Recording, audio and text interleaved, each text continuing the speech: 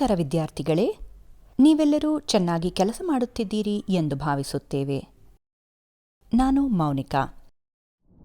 Drainage ಎಂಬ ಪದವು ನಿರ್ದಿಷ್ಟ ಪ್ರದೇಶದ ನದಿ ವ್ಯವಸ್ಥೆಯನ್ನು ವಿವರಿಸುತ್ತದೆ. ನಿಮಗೆ ತಿಳಿದಿರುವಂತೆ ಸಣ್ಣ ತೊರೆಗಳು ಒಟ್ಟಿಗೆ ಸೇರಿ ನದಿಯನ್ನು ರೂಪಿಸುತ್ತವೆ. ಅದು ಅಂತಿಮವಾಗಿ ಸಮುದ್ರ ಅಥವಾ ಸಾಗರಕ್ಕೆ ವಿಲೀನಗೊಳ್ಳುತ್ತದೆ. ಈ ಸಣ್ಣ ನದಿಗಳು ಉಪನದಿಗಳು ಎಂದು ಕರೆಯಲಾಗುತ್ತದೆ ಮತ್ತು ಮುಖ್ಯ ನದಿ ಮತ್ತು ಅದರ ಉಪನದಿಯಿಂದ ಬರಿದು ಹೋದ ಪ್ರದೇಶವನ್ನು ಒಳಚರಂಡಿ ಜಲಾನಯನ ಪ್ರದೇಶ ಎಂದು ಕರೆಯಲಾಗುತ್ತದೆ.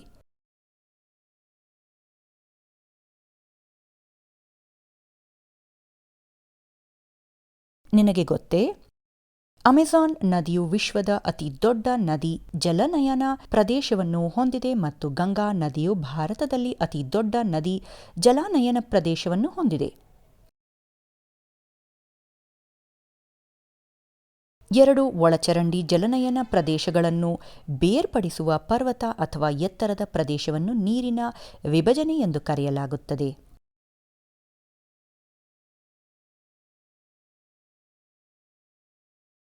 ಆದ್ದರಿಂದ ಇಂದು 10ನೇ ತರಗತಿಯ ಸಾಮಾಜಿಕ ಅಧ್ಯಯನದಿಂದ ಭಾರತೀಯ ನದಿಗಳು ಮತ್ತು ಜಲ ಸಂಪನ್ಮೂಲಗಳ ವಿಷಯವನ್ನು ಅರ್ಥಮಾಡಿಕೊಳ್ಳೋಣ.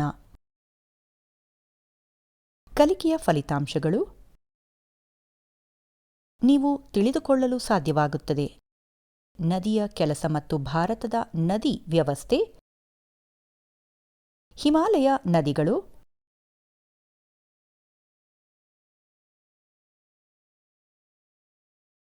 ಸಿಂಧೂ ವ್ಯವಸ್ಥೆ, ಗಂಗಾ ವ್ಯವಸ್ಥೆ, ಬ್ರಹ್ಮಪುತ್ರ ವ್ಯವಸ್ಥೆ, ಭಾರತೀಯ ಪರ್ಯಾಯ ದ್ವೀಪ, ನದಿಗಳ ಪ್ರಾಮುಖ್ಯತೆ, ಸರೋವರಗಳು, ಶಾಶ್ವತ ಅಥವಾ ತಾತ್ಕಾಲಿಕ ಸರೋವರಗಳು, ನೈಸರ್ಗಿಕ ಮತ್ತು ಮಾನವ ನಿರ್ಮಿತ ಸರೋವರಗಳು, ತಾಜಾ ನೀರಿನ ಸರೋವರಗಳು ಅಥವಾ ಸಾಲ್ಟ್ ಲೇಕ್, ಆಕ್ಸ್ಬೋ ಸರೋವರಗಳು, ಲಗೂನ್ ಸರೋವರಗಳು. ಆರ್ಥಿಕತೆಯಲ್ಲಿ ನದಿಗಳ ಪಾತ್ರ. ನದಿ ಮಾಲಿನ್ಯ. ನದಿ ಮಾಲಿನ್ಯದ ಕಾರಣಗಳು. ನದಿಗಳನ್ನು ಸ್ವಚ್ಛಗೊಳಿಸಲು ಕ್ರಿಯಾ ಯೋಜನೆ.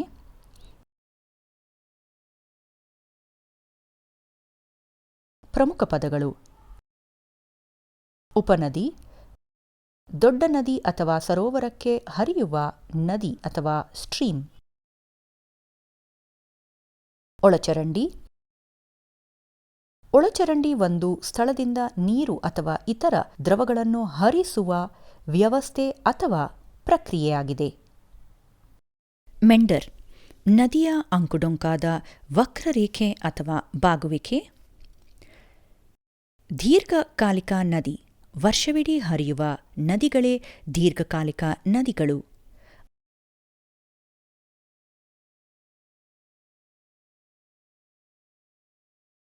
ಅಂತರ್ಜಲ. ಅಂತರ್ಜಲವು ಮಣ್ಣು, ಮರಳು ಮತ್ತು ಬಂಡೆಗಳಲ್ಲಿನ ಬಿರುಕುಗಳನ್ನು ಮತ್ತು ಸ್ಥಳಗಳಲ್ಲಿ ನೆಲದಡಿಯಲ್ಲಿ ಕಂಡುಬರುವ ನೀರು.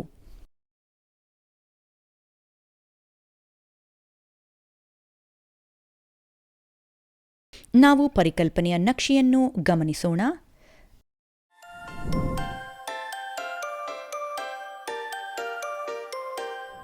ಭಾರತದಲ್ಲಿನ ಒಳಚರಂಡಿ ವ್ಯವಸ್ಥೆಯು ವಿಕಸನಗೊಂಡಿದೆ ಮತ್ತು 3 ಭೌತಶಾಸ್ತ್ರೀಯ ಘಟಕಗಳ ವಿಕಸನದೊಂದಿಗೆ ಸ್ವತಃ ಸರಿಹೊಂದಿಸಿದೆ.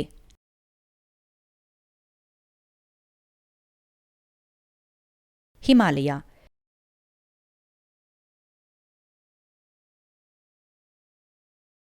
ಪೆನಿನ್ಸುಲಾರ್ ಪ್ರಸ್ಥಭೂಮಿ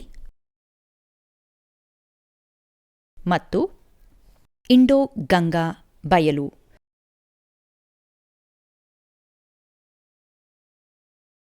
ಅದರ ಮೂಲದ ಆಧಾರದ ಮೇಲೆ ಭಾರತದಲ್ಲಿನ ಒಳಚರಂಡಿ ವ್ಯವಸ್ಥೆಯನ್ನು ವಿಶಾಲವಾಗಿ 2 ವರ್ಗಗಳಾಗಿ ವಿಂಗಡಿಸಬಹುದು.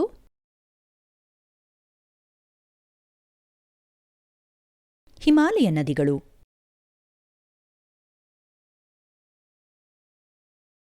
ಪೆನಿನ್ಸುಲಾರ್ ಪ್ರಸ್ಥಭೂಮಿ. ಹಿಮಾಲಯ ನದಿಗಳು 3 ತತ್ವಗಳಿಗೆ ಸೇರಿವೆ.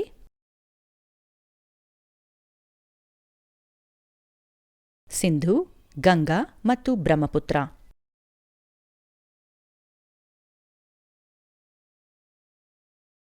ಈ ನದಿಗಳು ಒಂದಕ್ಕೊಂದು ಕೆಲವು ಕಿಲೋಮೀಟರ್ಗಳ ಒಳಗೆ ಒಂದೇ ಪ್ರದೇಶದಿಂದ ಹುಟ್ಟುತ್ತವೆ ಮತ್ತು ನೀರಿನ ವಿಭಜನೆಯಿಂದ ಬೇರ್ಪಟ್ಟಿವೆ.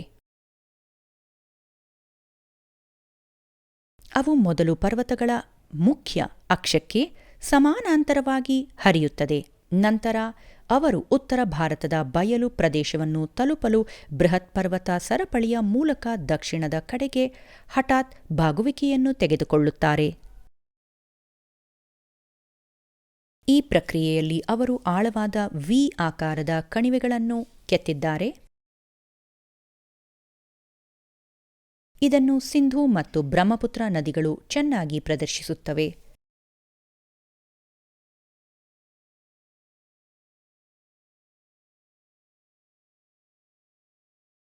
ಹಿಮಾಲಯದ ನದಿಗಳು ದೀರ್ಘಕಾಲಿಕವಾಗಿವೆ, ಏಕೆಂದರೆ ನದಿಗಳು ಮಳೆಯ ಜೊತೆಗೆ ಕರಗುವ ಹಿಮವನ್ನು ಒದಗಿಸುತ್ತವೆ.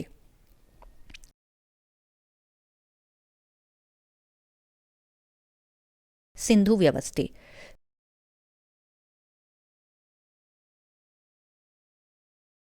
ಸಿಂಧೂ ನದಿಯು ಮಾನಸ ಸರೋವರ ಬಳಿ ಟಿಬೇಟಿನ್ ಕೈಲಾಸ ಶ್ರೇಣಿಯ ಉತ್ತರದ ಇಳಿಜಾರಿನಲ್ಲಿ ಹುಟ್ಟುತ್ತದೆ.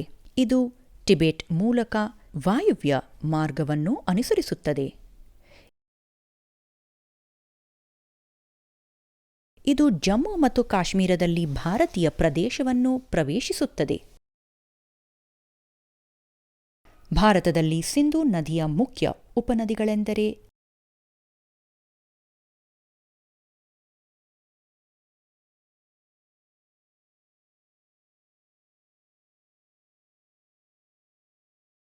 ಝೇಲಂ, ಚೇನಾಬ್, ರವಿ, ಬಿಯಾಸ್ ಮತ್ತು ಸತ್ಲೆಜ್. ಅವು ಜಮ್ಮು ಮತ್ತು ಕಾಶ್ಮೀರ, ಪಂಜಾಬ್ ಮತ್ತು ಹಿಮಾಚಲ ಪ್ರದೇಶವನ್ನು ಒಳಗೊಂಡಿವೆ. ಭಾರತದ ರಾಜ್ಯಗಳು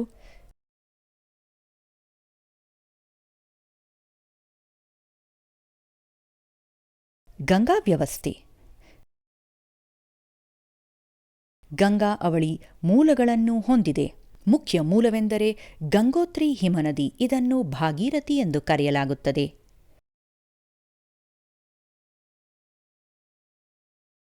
ಇನ್ನೊಂದು ಬದರಿನಾಥದ ವಾಯುವ್ಯ ದಿಕ್ಕಿನಲ್ಲಿರುವ ಸತೋಪಂತ್ ಹಿಮನದಿ. ಇದನ್ನು ಅಲಕಾನಂದ ಎಂದು ಕರೆಯಲಾಗುತ್ತದೆ.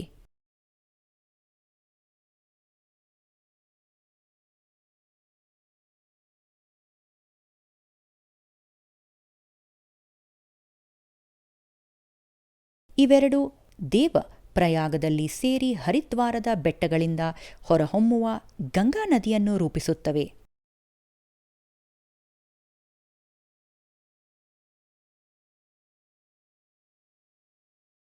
ಗಂಗಾ ನದಿಯನ್ನು ದೊಡ್ಡ ಸಂಖ್ಯೆಯ ಉಪನದಿಗಳು ಸೇರುತ್ತವೆ. ಅವುಗಳಲ್ಲಿ ಹೆಚ್ಚಿನವು ಹಿಮಾಲಯ ಶ್ರೇಣಿಗಳಲ್ಲಿ ಹುಟ್ಟಿಕೊಂಡಿವೆ, ಆದರೆ ಅವುಗಳಲ್ಲಿ ಕೆಲವು ಪರ್ಯಾಯ ದ್ವೀಪ ಪ್ರಸ್ಥಭೂಮಿಯಲ್ಲಿ ತಮ್ಮ ಮೂಲಗಳನ್ನು ಹೊಂದಿವೆ.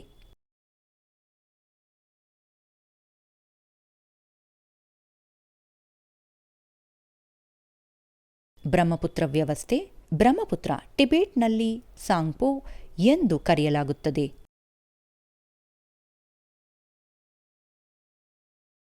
ಮಾನಸ ಸರೋವರರ ಬಳಿ ಕೈಲಾಸ ಶ್ರೇಣಿಯ ಚೆಮಾಯುಂಗ್ಡಂಗ್ ಹಿಮನದಿಯ ಮೂತಿಯಿಂದ ಉದಯಿಸುತ್ತದೆ.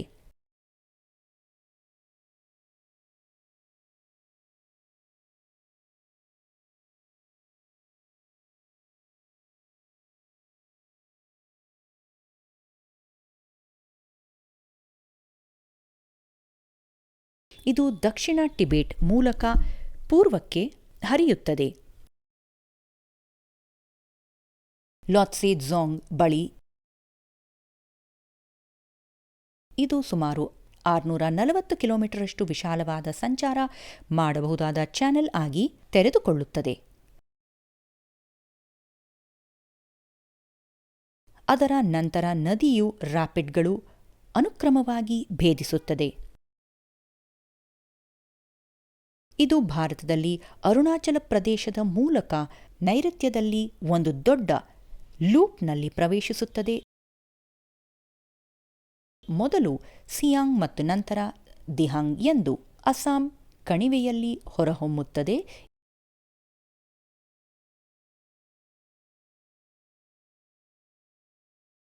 ಇದು 2 ಉಪನದಿಗಳಿಂದ ಸೇರುತ್ತದೆ, ದಿಬಾಂಗ್ ಮತ್ತು ಲೋಹಿತ್. ಇಲ್ಲಿಂದ ಈ ನದಿಯನ್ನು ಬ್ರಹ್ಮಪುತ್ರ ಎಂದು ಕರೆಯುತ್ತಾರೆ. ಭಾರತೀಯ ಪರ್ಯಾಯ ದ್ವೀಪ ನದಿಗಳು.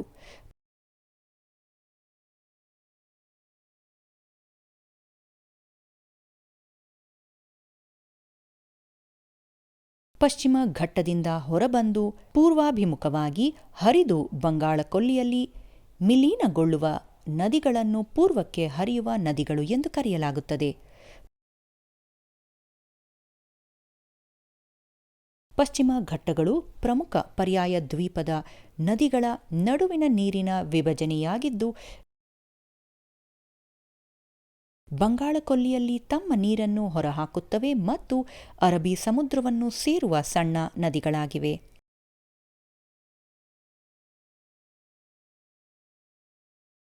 ವಿಂಧ್ಯ ಮತ್ತು ಸಾತ್ಪುರ ಪರ್ವತಗಳಿಂದ ಹುಟ್ಟಿ ಪಶ್ಚಿಮಾಭಿಮುಖವಾಗಿ ಹರಿದು ಅರಬ್ಬಿ ಸಮುದ್ರದಲ್ಲಿ ಸೇರುವ ನದಿಗಳನ್ನು ಪಶ್ಚಿಮಕ್ಕೆ ಹರಿಯುವ ನದಿಗಳು ಎಂದು ಕರೆಯಲಾಗುತ್ತದೆ.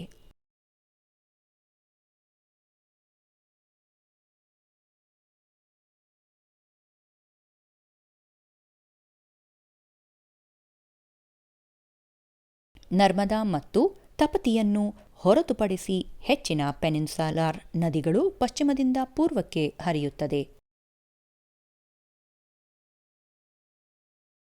ಪರ್ಯಾಯ ದ್ವೀಪದ ಉತ್ತರ ಭಾಗದಲ್ಲಿ ಹುಟ್ಟುವ ಚಂಬಲ್, ಸಿಂಧ್, ಬೇಟ್ವಾ, ಕೆನ್ ಮತ್ತು ಸನ್ ಗಂಗಾ ನದಿ ವ್ಯವಸ್ಥೆಗೆ ಸೇರಿದೆ.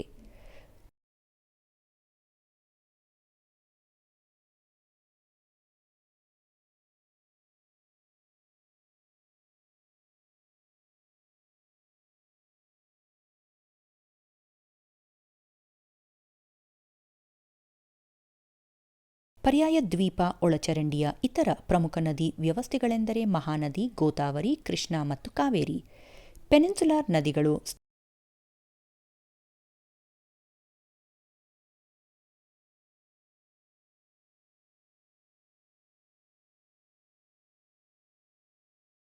ಪೆನಿನ್ಸುಲಾರ್ ನದಿಗಳು ಸ್ಥಿರವಾದ ಹಾದಿ, ಮೆಂಡರ್ಗಳ ಅನುಪಸ್ಥಿತಿ ಮತ್ತು ಬಹುಮಟ್ಟಿಗೆ ದೀರ್ಘಕಾಲಿಕವಲ್ಲದ ನೀರಿನ ಹರಿವಿನಿಂದ ಗುಣಲಕ್ಷಣಗಳನ್ನು ಹೊಂದಿವೆ.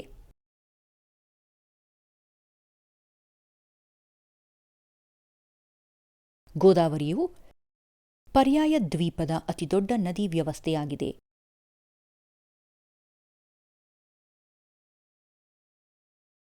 ಈ ನದಿಯ ಮೂಲವು ಮಹಾರಾಷ್ಟ್ರದ ನಾಸಿಕ್ ಬಳಿಯ ತ್ರಾಂಬಕ್ನಲ್ಲಿದೆ ಮತ್ತು ಅದರ ನೀರನ್ನು ಬಂಗಾಳ ಕೊಲ್ಲಿಯಲ್ಲಿ ಬಿಡುತ್ತದೆ.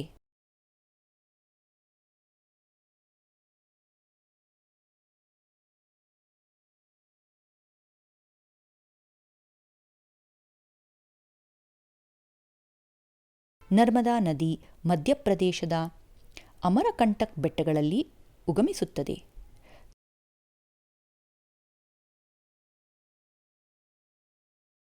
ತಾಪಿಯು ಮಧ್ಯಪ್ರದೇಶದ ಬೇತುಲ್ ಜಿಲ್ಲೆಯ ಸತ್ಪುರ ಶ್ರೇಣಿಗಳಲ್ಲಿ ಏರುತ್ತದೆ.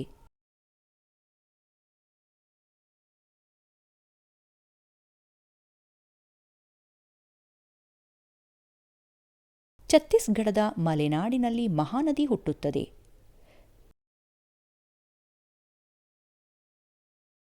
ಕೃಷ್ಣಾ ನದಿಯು ಮಹಾರಾಷ್ಟ್ರದ ಮಹಾಬಲೇಶ್ವರದ ಬಳಿಯ ಒಂದು ಚಿಲುಮೆಯಿಂದ ಹುಟ್ಟುತ್ತದೆ.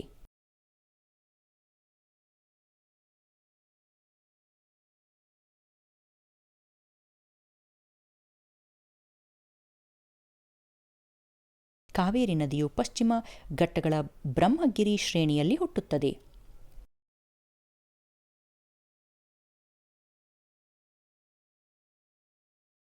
ಸರೋವರಗಳು.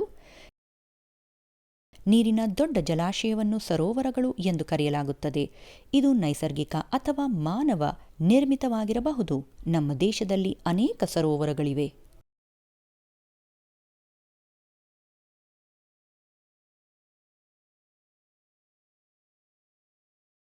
ಸರೋವರಗಳ ವಿಧಗಳು. ಶಾಶ್ವತ ಅಥವಾ ತಾತ್ಕಾಲಿಕ ಸರೋವರಗಳು. ಎಲ್ಲ ಕಾಲದಲ್ಲೂ ನೀರಿರುವ ಕರೆಗಳನ್ನು ಶಾಶ್ವತ ಕರೆಗಳು ಎಂದು ಕರೆಯಲಾಗುತ್ತದೆ. ಮಳೆಗಾಲದಲ್ಲಿ ಮಾತ್ರ ನೀರಿರುವ ಕೆಲವು ಕೆರೆಗಳನ್ನು ತಾತ್ಕಾಲಿಕ ಕೆರೆಗಳೆಂದು ಕರೆಯುತ್ತಾರೆ.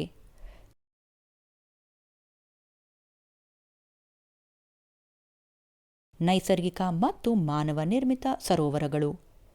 ಹಿಮನದಿಗಳು, ಗಾಳಿ ಅಥವಾ ನೀರಿನ ಸಮೇತದ ಚಟುವಟಿಕೆಯಿಂದ ರೂಪುಗೊಂಡ ಸರೋವರಗಳನ್ನು ನೈಸರ್ಗಿಕ ಸರೋವರಗಳು ಎಂದು ಕರೆಯಲಾಗುತ್ತದೆ.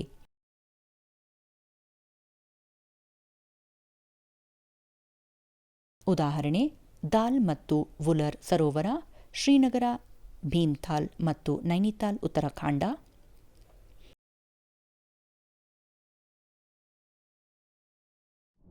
ತಾಜಾ ನೀರಿನ ಸರೋವರಗಳು ಅಥವಾ ಸಾಲ್ಟ್ ಲೇಕ್. ಶುದ್ಧ ನೀರನ್ನು ಹೊಂದಿರುವ ಕೆರೆಗಳನ್ನು ಸಿಹಿ ನೀರಿನ ಸರೋವರಗಳು ಎಂದು ಕರೆಯಲಾಗುತ್ತದೆ.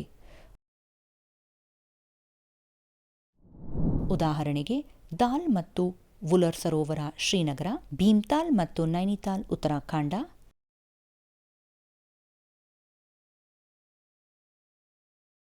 ಆಕ್ಸ್ಬೋ ಸರೋವರಗಳು. ನಿಧಾನಗತಿಯ ವೇಗದಿಂದಾಗಿ ಹಾವಿನಂತೆ ಬಯಲು ಪ್ರದೇಶಗಳಲ್ಲಿ ಆಳವಾದ ಕುಣಿಕೆಗಳನ್ನು ತೆಗೆದುಕೊಂಡು ನದಿಯ ಹರಿಯುವಾಗ ಅದನ್ನು ಮೆಂಡರಿಂಗ್ ನದಿ ಎಂದು ಕರೆಯಲಾಗುತ್ತದೆ.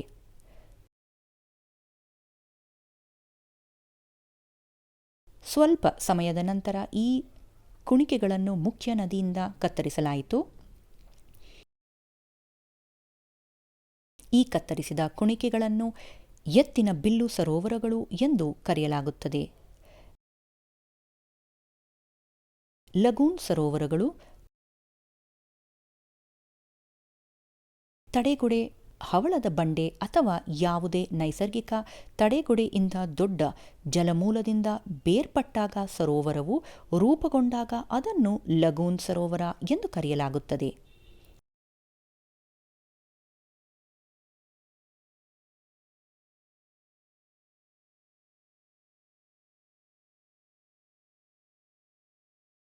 ಉದಾಹರಣೆಗೆ ಚಿಲಿಕಾ ಸರೋವರ, ಒಡಿಶಾ.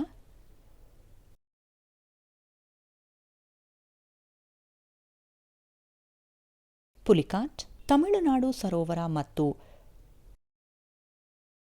ಕೊಳ್ಳೇರು ಸರೋವರ, ಆಂಧ್ರಪ್ರದೇಶ. ಆರ್ಥಿಕತೆಯಲ್ಲಿ ನದಿಗಳ ಪಾತ್ರ. ಮಾನವ ಇತಿಹಾಸದುದ್ದಕ್ಕೂ ನದಿಗಳಿಗೆ ಹೆಚ್ಚಿನ ಪ್ರಾಮುಖ್ಯತೆ ಇದೆ. ನದಿಗಳ ನೀರು ಮೂಲಭೂತ ನೈಸರ್ಗಿಕ ಸಂಪನ್ಮೂಲವಾಗಿದೆ. ಇದು ಮಾನವನ ವಿವಿಧ ಚಟುವಟಿಕೆಗಳಿಗೆ ಅವಶ್ಯಕವಾಗಿದೆ. ಎಷ್ಟು ಆರಂಭಿಕ ವಸಾಹತುಗಳು ಇದ್ದವು?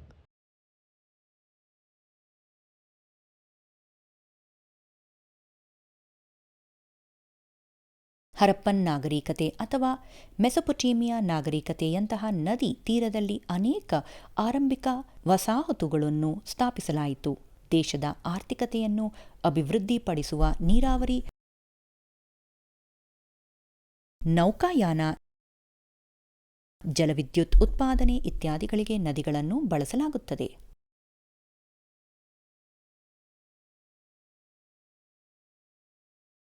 ಭಾರತದಲ್ಲಿ ಕೃಷಿಯನ್ನು ಅಭಿವೃದ್ಧಿಪಡಿಸುವಲ್ಲಿ ನದಿ ಬಹಳ ಮುಖ್ಯವಾದ ಪಾತ್ರವನ್ನು ವಹಿಸಿದೆ.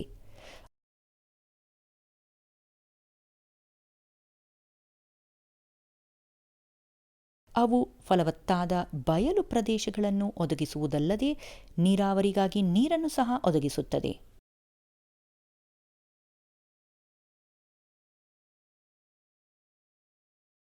ನದಿ ಮಾಲಿನ್ಯ. ದೇಶೀಯ ಪುರಸಭೆ ಕೈಗಾರಿಕೆ ಮತ್ತು ಕೃಷಿ ತ್ಯಾಜ್ಯದಿಂದ ನದಿಯ ನೀರಿನ ಗುಣಮಟ್ಟ ಕುಸಿದಾಗ ಅದನ್ನು ನದಿ ಮಾಲಿನ್ಯ ಎಂದು ಕರೆಯಲಾಗುತ್ತದೆ. ಇದು ದೇಶೀಯ ಮತ್ತು ಇತರ ಉದ್ದೇಶಗಳಿಗಾಗಿ ಕೊಳಕು ಮಾಡುತ್ತದೆ.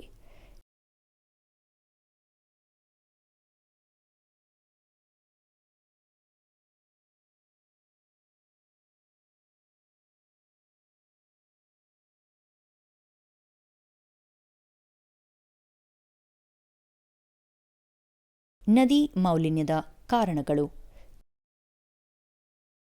ಕೈಗಾರಿಕಾ ತ್ಯಾಜ್ಯಗಳು, ಒಳಚರಂಡಿ ಮತ್ತು ತ್ಯಾಜ್ಯ ನೀರು, ತೈಲ ಸೋರಿಕೆಗಳು ಮತ್ತು ಸೋರಿಕೆಗಳು, ಕೃಷಿ, ಜಾಗತಿಕ ತಾಪಮಾನ. ನದಿಗಳನ್ನು ಸ್ವಚ್ಛಗೊಳಿಸಲು ಕೆಲವು ಕ್ರಿಯಾ ಯೋಜನೆಗಳನ್ನು ನೋಡೋಣ.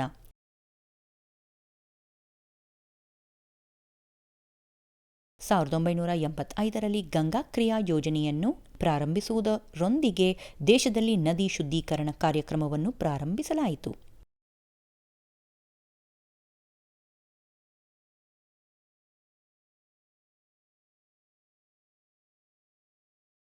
ಸಾವಿರದ 1995ರಲ್ಲಿ ರಾಷ್ಟ್ರೀಯ ನದಿ ಸಂರಕ್ಷಣಾ ಯೋಜನೆ NRCP ಅಡಿಯಲ್ಲಿ ಇತರ ನದಿಗಳನ್ನು ಒಳಗೊಳ್ಳಲು ಗಂಗಾ ಕ್ರಿಯೆ ಯೋಜನೆಯನ್ನು ವಿಸ್ತರಿಸಲಾಯಿತು.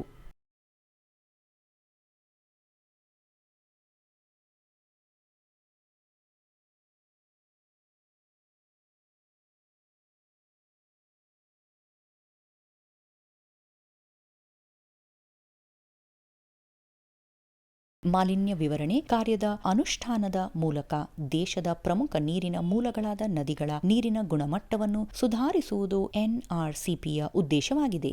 ನಮಾಮಿ ಗಂಗೆ ಕಾರ್ಯಕ್ರಮವು ಸಮಗ್ರ ಸಂರಕ್ಷಣಾ ಮಿಷನ್ ಆಗಿದ್ದು ಪ್ರಮುಖ ಕಾರ್ಯಕ್ರಮ ಎಂದು ನಮೂದಿಸಲಾಗಿದೆ. ರಾಷ್ಟ್ರೀಯ ನದಿಯಾದ ಗಂಗಾ ನದಿಯು ಮಾಲಿನ್ಯ ಸಂರಕ್ಷಣೆ ಮತ್ತು ಪುನರುಜ್ಜೀವನದ ಪರಿಣಾಮಕಾರಿ ಸಾಗಿಸುವಿಕೆಯ ಅವಳಿ ಉದ್ದೇಶವನ್ನು ಸಾಧಿಸಲು ಜೂನ್ 2014ರಲ್ಲಿ ಕೇಂದ್ರ ಸರ್ಕಾರದಿಂದ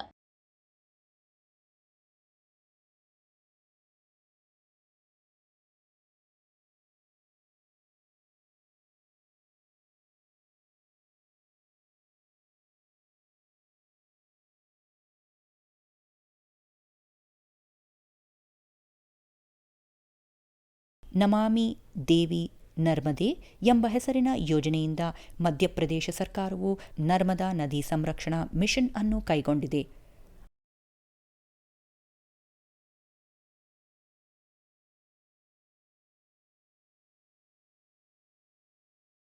ಆದ್ದರಿಂದ ಈ ವಿಡಿಯೋದಲ್ಲಿ ನೀವು ನೋಡಿದ್ದೀರಿ ನದಿಯ ಕೆಲಸ ಮತ್ತು ಭಾರತದ ನದಿ ವ್ಯವಸ್ಥೆ, ಹಿಮಾಲಯ ನದಿಗಳು, ಸಿಂಧೂ ವ್ಯವಸ್ಥೆ, ಗಂಗಾ ವ್ಯವಸ್ಥೆ, ಬ್ರಹ್ಮಪುತ್ರ ವ್ಯವಸ್ಥೆ, ಭಾರತೀಯ ಪರ್ಯಾಯ ದ್ವೀಪ, ನದಿಗಳ ಪ್ರಾಮುಖ್ಯತೆ, ಸರೋವರಗಳು ಮತ್ತು ಸರೋವರಗಳ ವಿಧಗಳು, ಆರ್ಥಿಕತೆಯಲ್ಲಿ ನದಿಗಳ ಪಾತ್ರ, ನದಿ ಮಾಲಿನ್ಯ, ನದಿಗಳನ್ನು ಸ್ವಚ್ಛಗೊಳಿಸಲು ಕ್ರಿಯಾ ಯೋಜನೆ. ನೀವು ವಿಡಿಯೋವನ್ನು ಇಷ್ಟಪಟ್ಟಿದ್ದೀರಿ ಎಂದು ಭಾವಿಸುತ್ತೇವೆ.